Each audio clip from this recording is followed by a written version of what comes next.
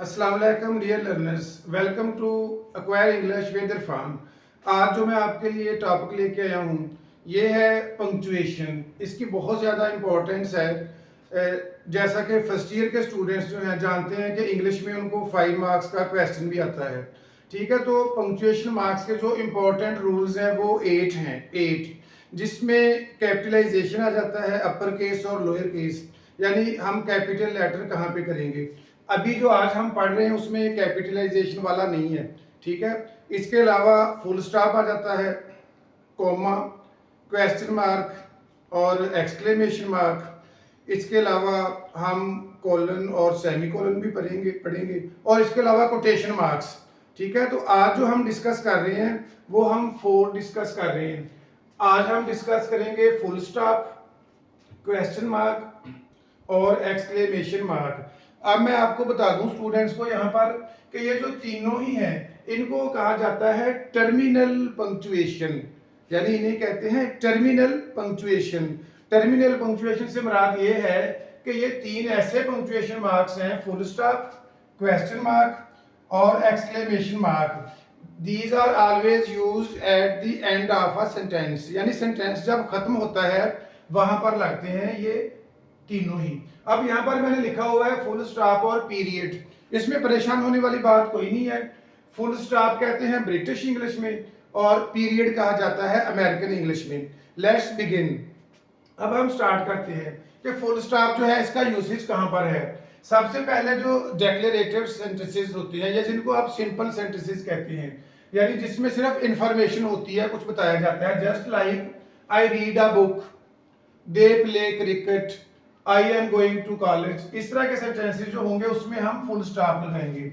और दूसरा negative sentences जो होते हैं, आई कांट हेल्प यू। अब आई कांट हेल्प यू ये सिंपल है सेंटेंस, बेशक नेगेटिव है ये, इसमें भी एंड पे फुल स्टॉप आ जाएगा।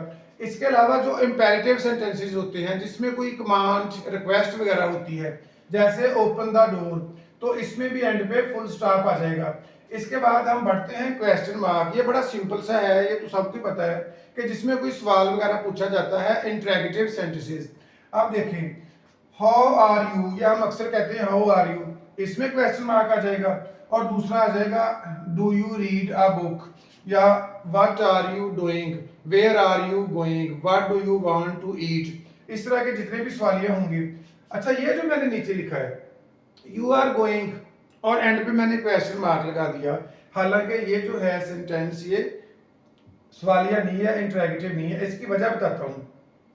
अब लेट्स सपोज कि मेरे पास कोई मेहमान या फ्रेंड बैठा है, ठीक है, तो मैं उसे कहता हूं यू आर गोइंग, इसका मतलब है कि आप जा रहे हो, आप जा रहे हो।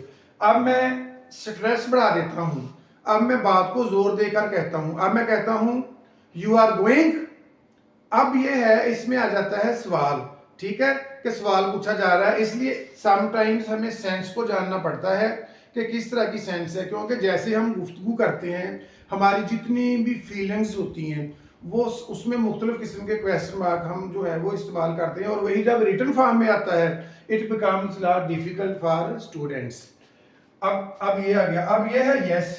यस से मुराद, यस के आगे भी मैंने क्वेश्चन मार्क क्यों डाला है। अब देखें, लेट्स सपोज कि मुझसे कोई स्टूडेंट कहता है कि क्या मैं पानी पीने जा सकता हूं, तो स्टूडेंट मुझे कहता है मे आई गो टू ड्रिंक वाटर। अब स्टूडेंट क्लास के पीछे बैठा है, मुझे समझ नहीं आई सही, ठीक है, तो मैं उसे कहूंगा यस। यस इससे मुराद है कि क्या कहा आपने, यानी जब इस तरह मैं जोर दूंगा, स्ट्रेस दूंगा यस पे, तो इट मीन्स के मुझे नहीं समझ आई, दोबारा बताएं, यानी मैं सवाल पूछ रहा हूं। अगर मैं सिंपली उसे कहता हूं यस, इससे मुराद है कि you can go to drink water. ये हो गया। नेक्स्ट है एक्सक्लेमेशन मार्क। एक्सक्लेमेशन मार्क्स जो है ये हमारी फीलिंग्स जो है, जैसे हमने इंटरजेक्शन पढ़ा हुआ है आपने, ये हमारी फीलिंग होती हैं, वो कौन कौन सी हो सकती हैं। वो कोई हमारी खुशी वाली भी हो सकती है, कोई दुख वाली, अफसोस वाली भी हो सकती है, और कोई बहुत ज्यादा ताज्जुब या हैरानगी वाली फीलिंग भी हमारी हो सकती है। उसको उसको जाहिर करने के लिए एंड पे जो है ये सेंटेंस के एंड पे या कुछ वर्ड्स हैं उनके बाद ये एक्सक्लेमेशन मार्क लगता है। जैसे मैंने लिखा है वाओ यू लुक ब्यूटीफुल। अब ये थोड़ा सा जैसे मुझे बहुत हैरत हो रही है, ताज्जुब, हैरानगी वाली, ठीक है, तो ये मैं कहूँगा वाओ यू लुक ब्यूटीफुल, तो इसमें वाओ के बाद एक्सक्लेमेशन मार्क आ जाएगा। और इसी तरह आपने देखा होगा कि बहुत ज़्यादा इंग्लिश में इस्तेमाल होते हैं, जैसे मुझसे कोई गलती हो जाए तो मैं कहूँगा ऊप्स, OOOPS, ऊप्स के बाद एक्सक्लेमेशन मार्क लग जाएगा, oops this was my mistake, यानी कि ये मेरी गलती है। इसी तरह अंग्रेज बहुत बोलते हैं ouch, ouch it hurts me, यानी जब कोई तकलीफ वगैरह होती है, ठीक है, तो फिर वो आउच का इस्तेमाल करते हैं। इसी तरह अफसोस वगैरह के लिए आपने पढ़ा हुआ है अलास, ठीक है, alas I was ruined, alas I fell badly, मैं फेल हो गया। और इसी तरह हुर्रा भी आपने पढ़ा है, ठीक है, hurrah we have won the match, तो इस तरह के। अब ये है स्टॉप, स्टॉप के आगे भी मैंने एक्सक्लेमेशन मार्क लगाया है, और एक है शट अप, इसके आगे भी। जब हम किसी बात को जोर देकर कहते हैं, यानी बहुत ज्यादा आप उसमें कह लें कि एम्फेटिक, जिस तरह उसकी सेंस होती है, जब हम बात को जोर दे के कहते हैं गुस्से में या वैसी बात की इंपॉर्टेंस बढ़ाने के लिए, तो फिर ये भी आता है। जब हम रोड वगैरह पे जा रहे हों या कहीं, तो आप देखिए मुख्तलिफ जगहों पे अगर स्टॉप लिखा है तो उससे मुराद होता है जैसे ट्रैफिक वाला या हमें भी कहे स्टॉप, तो वो बहुत जोर देता है बात पे, तो यहाँ पर भी एक्सक्लेमेशन मार्क आएगा। या हम गुस्से में कहते हैं शट अप, तो जब हम बहुत ज्यादा जोर दे रहे हैं किसी बात पर, स्ट्रेस, तो फिर भी एक्सक्लेमेशन मार्क यूज करते हैं। अब ये क्रिकेट वगैरह में इस्तेमाल होता है ज्यादा हैरानगी के लिए, जब बैट्समैन शॉट खेलता है, व्हाट अ ग्रेट शॉट, यानी इसमें एक सस्पेंस आ जाता है, इसमें वंडर, बहुत हैरानगी और खुशी, एक मिक्स सी फीलिंग हो जाती है। तो व्हाट अ ग्रेट शॉट या what a beautiful weather, what a fine weather, तो इस तरह का जो सेंटेंस है, अब व्हाट लगा है इसमें क्वेश्चन मार्क नहीं आएगा, एक्सक्लेमेशन मार्क आएगा। एक मैंने जो सेंटेंस लिखा है I am very happy now, अब इसमें ना वाओ है, ना कोई इस तरह की चीज है, ना हुर्रा है, इसके एंड पे जो मैंने एक्सक्लेमेशन मार्क लगाया वो क्यों है? I am very happy now, ये मेरी एक हैप्पीनेस की फीलिंग जो है वो उसको एक्सप्रेशन उसको एक्सप्रेस कर रहा हूँ मैं, कि मैं बहुत ज्यादा खुश हूँ, ठीक है। तो खुशी की फीलिंग बताने के लिए ये जरूरी नहीं है कि वाओ, हुर्रा, अलास इस तरह के वर्ड्स आए, तो इसमें भी एक्सक्लेमेशन मार्क आ जाएगा। ये हमारे तीनों थे, इनको कहते हैं terminal punctuation, these are used at the end of a sentence, जहां पर सेंटेंस मुकम्मल होता है वहां पर। Now we move on to the most important punctuation mark, comma. सबसे पहले सुन लें, इसको ब्रिटिश इंग्लिश में कॉमा कहते हैं और अमेरिकन इंग्लिश में इसको पढ़ेंगे कामा, कामा। अब इसका यूसेज जो है, अच्छा, कॉमा, कॉलन और सेमी कॉलन जो है, मैंने इनको एक ही कैटेगरी में डिवाइड किया था, लेकिन वो पार्ट 2 में मैं बयान करूंगा, ये इसका पार्ट 1 है। तो पार्ट 2 जो है उसमें हम डिस्कस करेंगे, यहाँ पर कॉमा, वहां पर कॉलन और सेमी कॉलन, क्योंकि ये तीनों जो है ये इनको कहा जाता है पाज, पाज। ये मैं लिख भी देता हूं यहाँ पर, यानी ये पाज है, पाज से मुराद है ठहराव या वक्फा, जो कि मुख्तसर वक्त के लिए होता है। तो सबसे ज्यादा यूसेज जो है वो कॉमा का है, इसकी बहुत जगहों पे इस्तेमाल होता है। तो ये हम स्टार्ट करते हैं। अब देखें, सबसे पहले कि कोई हमने एक ही कैटेगरी की या मुख्तलिफ चीजों का नाम लेना है हमने, ठीक है। तो जैसे मैं कहता हूं अहमद, अली, उमैर, असलम और अकरम कॉलेज से गैर हाजिर थे। अब ये जितने भी मैंने नाम लिए हैं सब के बाद कॉमा लग जाएगा। ये यहाँ पर एग्जांपल देखें, I bought books, shoes, fruits and clothes. अब मैं बाजार गया था तो मैंने वहां से क्या क्या खरीदा, किताबें खरीदी, बुक्स, शूज, फ्रूट्स। अच्छा, यहां पर मैं आपको एक बात बताऊं कि एंड वाला जो हमारा होगा वर्ड, उससे पहले एंड का इस्तेमाल होगा। तो कुछ जो लोग हैं वो एंड से पहले यानी यहाँ पर कॉमा इस्तेमाल करते हैं, लेकिन मैं ये नहीं कर रहा, क्योंकि ज्यादा यही रिकमेंड किया जाता है कि यहाँ पर कॉमा नहीं आएगा एंड से पहले। लास्ट वाले जो हमारी कोई भी आर्टिकल होगा वर्ड, उससे पहले हम एंड लगाएंगे। अच्छा, ये तो हो गया कि सिंगल जो वर्ड्स थे, ठीक है, थिंग्स, उनको लहदा करना।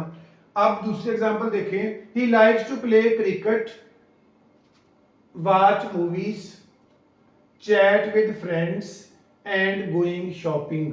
अब देखें उसको क्या क्या पसंद है, ठीक है, प्ले क्रिकेट, क्रिकेट खेलना पसंद है, वॉच मूवीज, मूवीज देखना पसंद है, यहां पर भी कॉमा आ गया क्योंकि प्ले क्रिकेट और है, वॉच मूवीज अलहदा। और इसके बाद आ गया चैट विद फ्रेंड्स, फ्रेंड के साथ चैट करना भी उसे पसंद है। तो यानी इन चीज़ों को हमने लहदा किया और एंड वाले से पहले हम लगा देंगे एंड गोइंग शॉपिंग, और शॉपिंग करना पसंद है। ये जो कॉमा है ये एक ही सेंटेंस में इस्तेमाल होता है। यहाँ से ये सेंटेंस स्टार्ट हुआ और एंड पे फुल स्टॉप आ गया, ये भी यहाँ से स्टार्ट हो रहा है, एंड पे फुल स्टॉप। कॉमा से मुराद होता है सेंटेंस एक है लेकिन पाज है, उसको अलहदा करते हैं हम, चीज़ों को अपनी सहूलत के लिए अलहदा अलहदा मेंशन करते हैं। Now we move on to our next example.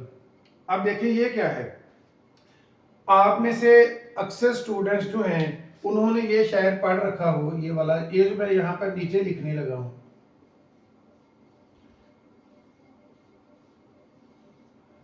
Fan boys, ठीक है, फॉर एंड नॉर बट और येट और सो, ये जो है फैन बॉयज मैंने लिखा, ये कहलाते हैं कोऑर्डिनेटिंग कंजंक्शंस, कोऑर्डिनेटिंग कंजंक्शंस।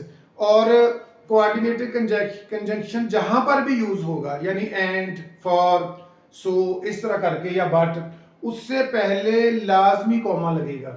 ये एग्जांपल देखें, आई लाइक हिम, और ये दोनों इंडिपेंडेंट क्लासेस होती हैं नॉर्मली, ठीक है, जहां पर कोऑर्डिनेटिंग कंजंक्शन लगता है। I like him but he doesn't like me. अब देखिए ये बट आ गया, ये फैन बॉयज आपने फार्मूला याद रख लेना है, बट, ठीक है। इस तरह की और भी एग्जांपल हो सकती हैं कि वो ये हो सकती है कि I went to park and then went to बाजार, यानी पहले मैं पार्क गया, और जो एंड देन वेंट टू बाजार, जो एंड है उससे पहले भी कॉमा आ जाएगा। अब नेक्स्ट हमारी जो है एग्जांपल, हम उसकी तरफ बढ़ते हैं। एज आई वेंट आउटसाइड, ये जो हमारा सेंटेंस था फिक्रा, इसमें दोनों इंडिपेंडेंट क्लासेस इस्तेमाल हुई थी। क्लासेस जो है वो किसी और लेक्चर में मैं आपको बयान कर दूंगा, ठीक है, कि क्लासेस क्या होती हैं। अब देखें इसमें जो है, अगर एक डिपेंडेंट क्लास आ जाए, डिपेंडेंट, ठीक है, सबऑर्डिनेट क्लास, उसके बाद भी कॉमा आएगा। अब देखें, एज आई वेंट आउटसाइड, जो ही मैं बाहर गया। डिपेंडेंट क्लास वो होती है फिक्रे का हिस्सा कि जिसमें सब्जेक्ट वगैरह और वर्ब तो होता है, लेकिन उसकी कंप्लीट सेंस उस वक्त तक नहीं बनती जब तक हम उसको डिपेंडेंट या मेन क्लास ना लगाए साथ, यानी सेंटेंस का दूसरा हिस्सा भी लगाएं तो हमें समझ आती बात की। अब मैं कहता हूं एज आई वेंट आउटसाइड, जो ही मैं बाहर गया, जैसे ही, अब इसकी कोई समझ नहीं आ रही, ये डिपेंडेंट क्लास है और we always use comma after dependent clause, dependent clause के बाद हमेशा कॉमा आता है। As I went outside it was raining, अब ये कंप्लीट हो गया हमारा, ठीक है। अब दूसरा देखें, अगर डिपेंडेंट क्लास को हम बाद में लगा दें, डिपेंडेंट क्लास को हम बाद में लगाएं तो फिर कॉमा नहीं आएगा। यही देखें एग्जांपल, इसको मैं करता हूं, it was raining as I went outside, तो यहां पर नहीं आएगा कॉमा। अब कुछ ऐसे सेंटेंसेस होते हैं जिसमें हम किसी इंसान वगैरह का नाम इस्तेमाल करते हैं। अब जैसे कि thank you for your help Ali, या मैं कहता हूं कि can you help me Ali, तो अली जो है नाम, उससे पहले हम कॉमा लगाएंगे ताकि इस सेंटेंस के सारे हिस्से को उससे अलहदा किया जा सके। इस तरह के बहुत ज्यादा सेंटेंसेस जो हैं वो बुक्स वगैरह में, टेक्स्ट में इस्तेमाल होते हैं। अब जो है यस, नो, और ब्रिटिश जो है वो बहुत ज्यादा वेल का इस्तेमाल करते हैं, वेल, ठीक है, वेल का इस्तेमाल भी वो बहुत ज्यादा करते हैं। वेल के कोई मीनिंग नहीं होते, वैसे ही कह लें कि वो उन्हें आदत है इस्तेमाल करने की। जैसे वो कहते हैं well I can't tell you, well I will go there, इस तरह। तो यस आ जाए कहीं भी, यस, या नो आ जाए सेंटेंस में। जैसे मैं कहता हूं यस आई कैन, हाँ मैं कर सकता हूं, yes I can read this book, yes के बाद, नो के बाद, और वेल जो है उसके बाद कॉमा आएगा, ठीक है। और इसके अलावा जैसे हम लिखते हैं dear sir, dear madam, dear father, इस तरह अगर हमने लिखना है तो उसके बाद भी कॉमा इस्तेमाल करते हैं। अब ये देखें, ये बहुत इंपॉर्टेंट है, ये आ जाता है जो कि डायरेक्ट नरेशन होती है, जिसे डायरेक्ट एंड इनडायरेक्ट कहते हैं। डायरेक्ट नरेशन जो है उसमें जो रिपोर्टेड स्पीच होती है वो हमेशा हम कोटेशन मार्क में लिखते हैं, और रिपोर्टिंग स्पीच और रिपोर्टेड स्पीच को सेपरेट करने के लिए, होता वो एक ही सेंटेंस है, उनको अलहदा करने के लिए उनके दरमियान में कॉमा इस्तेमाल करते हैं हम। रिपोर्टेड स्पीच एक भी आ सकती है सेंटेंस में, एक में, दो, तीन या चार, जितनी भी आ सकती हैं। Let's have a look at this example. अब देखिए, यस, हाँ, ही सेड, उसने कहा, आई विल हेल्प यू। अब देखें, उसने कहा, जिसने भी कहा उसने क्या कहा, उसने कहा हाँ। एक उसने कहा हाँ, दूसरा उसने कहा आई विल हेल्प यू। यहां पर हम समझ लें कि यहां पर लफ्ज लिखा था yes Ali said I will help you, तो इससे मुराद है कि ही जो है उसके मुंह से अल्फाज क्या निकले हैं। एक तो उससे मुंह से अल्फाज निकले हैं हाँ, यस, और दूसरा निकला है आई विल हेल्प यू। जो भी किसी इंसान के मुंह से निकले होते हैं अल्फाज, ठीक है, उनको हम हमेशा कोटेशन मार्क में लिखते हैं या इन्वर्टेड कॉमास में लिखते हैं, और जो रिपोर्टिंग और रिपोर्टेड स्पीच को अलहदा करने के लिए हम कॉमा इस्तेमाल करते हैं। अब देखिए कैसे, यस, हाँ, यहाँ पर हमने कोटेशन मार्क लगा दिया, हालांकि हम नेक्स्ट जो है पार्ट 2 पंक्चुएशन मार्क्स उसमें पढ़ेंगे। ही सेड, उसने कहा। अब यहाँ पर लग गया है कॉमा और उसके बाद आ रही है रिपोर्टेड स्पीच, ठीक है। यानी हम जब कोई कोटेशन वगैरह लिखेंगे तो हम लिखते हैं कि शेक्सपियर हैड राइटली सेड, उसके बाद शेक्सपियर ने जो कहा वो हम इन्वर्टेड कॉमास में लिख देंगे। तो यहाँ पर है आई विल हेल्प यू, ये रिपोर्टेड स्पीच है। और यहाँ पर मैं आपको बताता चलूँ कि कोटेशन मार्क से पहले लगेगा फुल स्टॉप। अब अगर हमने कोई प्लान बनाया हुआ है, यानी कोई ऐसी चीज है जो पहले से हमने प्लान करके रखी हुई है, उसमें भी कॉमा इस्तेमाल होगा। वो कैसे होगा देखें जरा। आफ्टर 8 o'clock, यानी कह लें कि मेरे पास गेस्ट आ रहे हैं कुछ खाना खाने, ठीक है, तो मैं उन्हें कहता हूं after 8 o'clock dinner will be ready, यानी आफ्टर 8 o'clock, तो उसके बाद आ जाएगा कॉमा। अब देखें हाउएवर, हाउएवर, और इसके अलावा होता है नेवरदलेस, नॉनदलेस। ये सेंटेंस के स्टार्ट में भी आ सकते हैं और दरमियान में भी। तो ये हाउएवर या नेवरदलेस जिसके मानी सेम ही होते हैं ताहम, इसके बाद भी कॉमा आएगा। However there was a lot of pressure on me, ताहम मेरे ऊपर बहुत ज्यादा प्रेशर था। तो ये हाउएवर के बाद आ गया। अब ये वाली एग्जांपल देखें, ये सेंटेंसेस बहुत आपको मिलेंगे इस तरह के। Can I use your mobile phone please. अब जो प्लीज है इससे पहले भी कॉमा आ जाएगा, क्योंकि अगर मैं ये ऐसे कहूं can I use your mobile phone please, it looks quite awkward and अगली। तो ये प्लीज जो एंड पे हो अगर कहीं भी लिखा हुआ तो उससे पहले भी कॉमा आ जाएगा। अभी भी in spite of delivering this lecture there are some rules regarding comma, वो कुछ रह गए हैं कॉमा के बारे में अभी भी। इसका पार्ट 2 जो है उसमें हम इंशाल्लाह डिस्कस करेंगे इसको डिटेल में, इसकी और एग्जांपल होंगी, ठीक है। और hope you are enjoying a lot. First year के जो स्टूडेंट्स हैं स्पेशली इस लेक्चर को बार बार देखें, क्योंकि punctuation is just like question of mathematics, ये मैथ के क्वेश्चन की तरह है। इसको एक दफ़ा रूल समझने से समझ नहीं आएगी, इसकी बार बार प्रैक्टिस करें। See you next time in next video, till then अल्लाह हाफिज।